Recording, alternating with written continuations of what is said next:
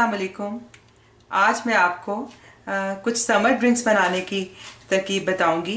ये मेरी फ्रेंड फौजिया ने रिक्वेस्ट की थी कि कुछ समर ड्रिंक्स बनाने सिखाएं।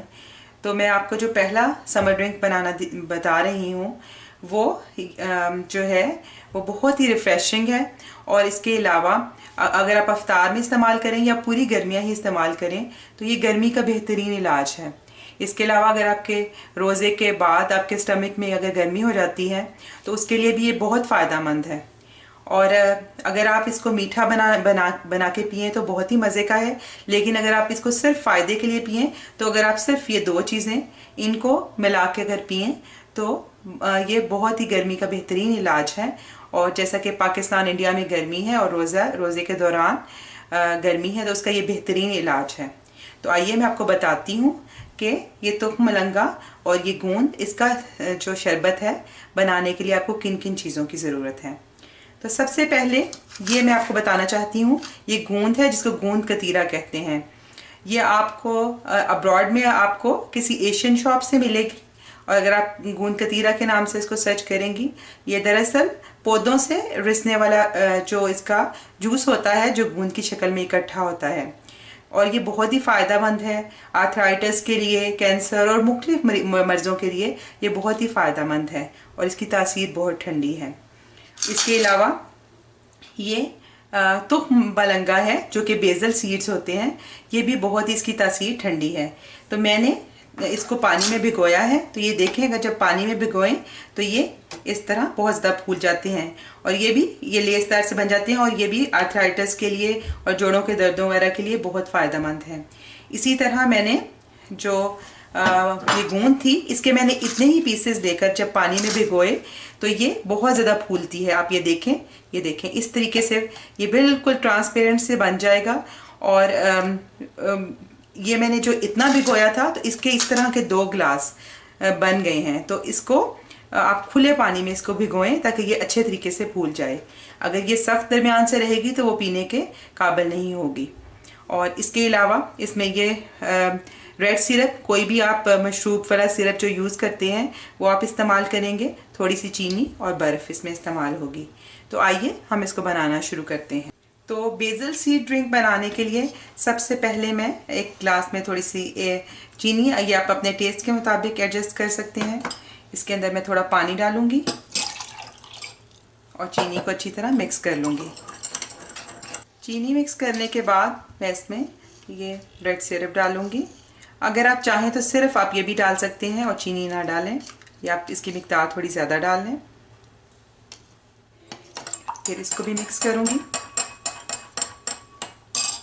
पानी डालूँगी और इसके बाद ये जितना आपको पसंद हो, ये इसका जायका, ये टेस्टलेस होता है लेकिन जब ये मुंह में आता है तो बहुत ही अच्छा लगता है और फ़ायदेमंद बहुत है। ये मैं कुछ डाल के इसके बाद ये बेज़ल सीड्स जो हैं वो मैं इसमें डालूँगी।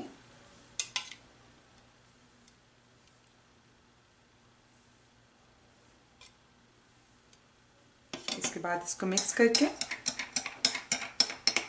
तो मैं अब इसमें ये कुछ आइस क्यूब्स डालूँगी। इसको खूब ठंडा कर लें। तो लीजिए, हमारा first drink basal seed drink तैयार है।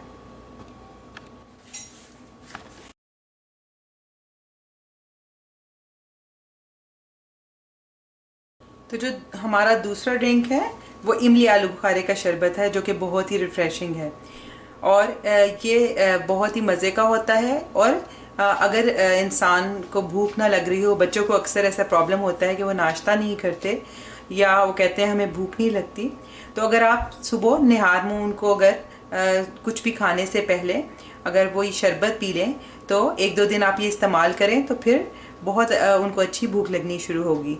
तो चूँकि इससे ये भूख को बढ़ाता है तो इसलिए आप सहरी में तो इसे बेशक इस्तेमाल ना करें, लेकिन नॉर्मल डेज़ में जब रमज़ान ना हो तो आप फिर इसको सहरी तो उसको आप सुबह के वक्त या फिर शाम के वक्त भी इस्तेमाल कर सकते हैं। लेकिन ये सुबह के वक्त इसका रिज़ल्ट बहुत ही अच्छा होता है। तो इसके लिए मैंने इमली आलू बुखारा, मैंने तकरीबन 8 दाने आलू बुखारे के और इसी तरह थोड़ी सी इमली उतनी ही तकरीबन वो भिगो के पानी में ओवरनाइट भिगो के रख दी थी। और ये देखें ये कितना अच्छे तरीके से फूल गई है और अब सॉफ्ट हो गई है। तो इसके बाद इसके अलावा इसमें नमक और चीनी और बर्फ़ चाहिए। तो सबसे पहले मैं इसको मसल के अच्छी तरह मसल लूँगी और इनके जो सीड्स हैं वो निकाल दूँगी। तो मैंने ये इमली और आलू बुखारे को मसल लिया है, इनके सीड्स रिमूव कर लिए हैं। तो इसका मैंने सारा पल्प लेना है और इसको छानना नहीं है, इसको ऐसे ही इस्तेमाल करना है। और मैंने 8 दाने आलू बुखारे के और जितना बताया था उससे 4 गिलास शरबत आपका आराम से तैयार हो जाएगा। तो इस वक्त मैं 1 गिलास शरबत तैयार कर रही हूँ। तो उसके लिए पहले मैं 1 गिलास में पानी डालूँगी और इसके बाद नमक, थोड़ा सा नमक आप अपने टेस्ट के मुताबिक, लेकिन इसमें नमक बहुत अच्छा लगता है, नमक और इसमें चीनी थोड़ी ज़्यादा पड़ती है क्योंकि इमली आलू बुखारे खट्टा होता है। तो उसको बैलेंस करने के लिए तकरीबन मैंने इसमें 2 टीस्पून चीनी डाली है। मैं अब इसको अच्छी तरह मिक्स कर दूंगी। तो चीनी और नमक मिक्स हो गया है। तो अब मैं इसमें ये पल्प डालूंगी। इसको आप पहले इसको नहीं डालेंगे क्योंकि अगर इसकी खटास की वजह से फिर चीनी और नमक जो है अच्छे तरीके से मिक्स नहीं होंगे। तो मैं इसमें ये डाल देती हूँ।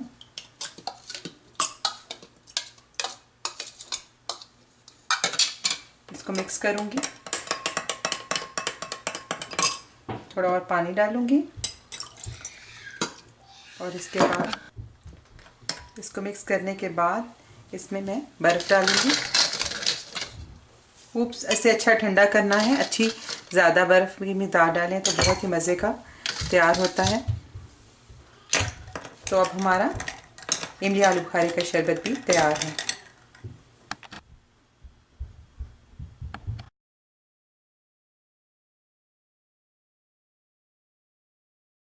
थर्ड ड्रिंक के लिए मैंने ये मैंगो जूस लिया है। आप कोई भी इसमें जूस इस्तेमाल कर सकते हैं जो आपको पसंद हो, लीची, पाइनएप्पल या मैंगो। और इसके अलावा ये तोखमलंगा लिया है और बर्फ़ ली है।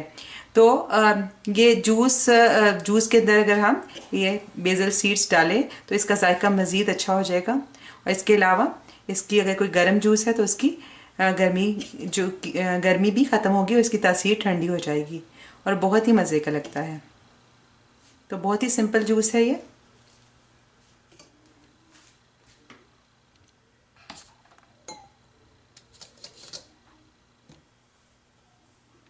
तो हमारा mango and bael seed drink भी बिल्कुल तैयार है।